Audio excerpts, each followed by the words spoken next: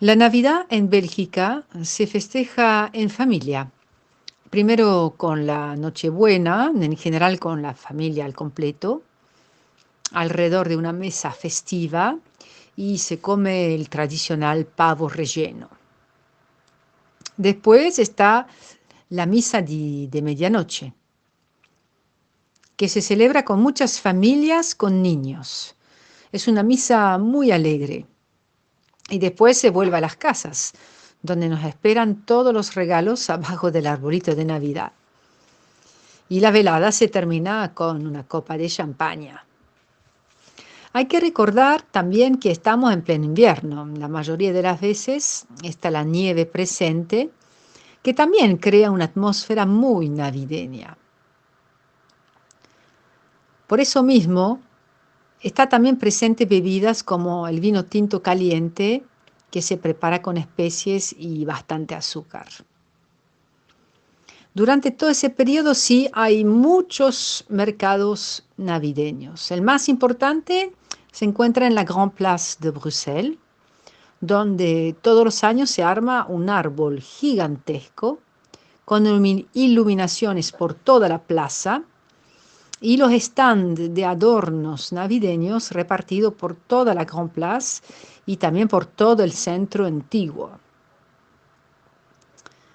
A pesar del frío, estos mercaditos son muy populares. Y no solamente a Navidad, sino durante todo el año, por un motivo o un otro. En Belgique, les festivités commencent le 6 décembre avec la Saint-Nicolas, qui est une fête pour les petits-enfants, bien plus que le Père Noël. Saint-Nicolas, en fait, est le patron des écoliers. Et les enfants ont jusqu'au 6 décembre pour lui écrire une lettre certifiant avoir été bien sage durant toute l'année et affirmant avoir donc bien mérité une récompense.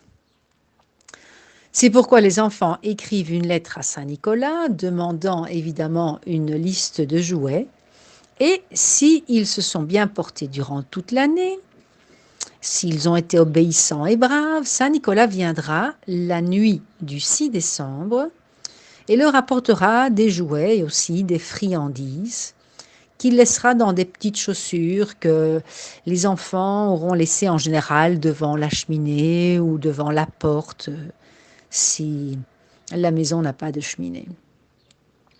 Alors évidemment, la poste belge rentre dans le jeu et donne l'adresse de Saint-Nicolas à tous les enfants qui veulent lui écrire. Il n'y a pas besoin de timbre et l'adresse est du genre pour Saint-Nicolas, rue du Paradis, numéro 1, le ciel, par exemple, non? Bien sûr, la fête de Saint-Nicolas, c'est commercialisé, comme tout le reste des festivités de Noël. Et le week-end du 6 décembre, on trouve des Saint-Nicolas un peu partout. C'est-à-dire des acteurs qui se déguisent et interprètent Saint-Nicolas pour les enfants, surtout dans les centres commerciaux, dans les shopping centers, etc.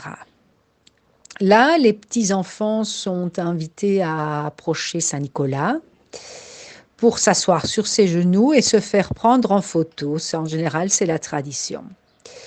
Saint-Nicolas demande toujours: est-ce que tu étais bien sage? Est-ce que tu obéis à tes parents? Est-ce que tu as eu des bonnes notes à l'école cette année? Etc. C'est comique parce qu'en général, les enfants sont assez intimidés par Saint-Nicolas. Mais bon, après un petit moment et après avoir répondu oui à toutes ces questions, ils reçoivent de Saint-Nicolas un petit cadeau surprise et quelques friandises. Je crois que cette tradition existe aussi en Hollande et en Allemagne. Cette période de l'année est aussi accompagnée d'un biscuit belge qui s'appelle le spéculose, sur lequel on peut reconnaître Saint-Nicolas représenté en relief.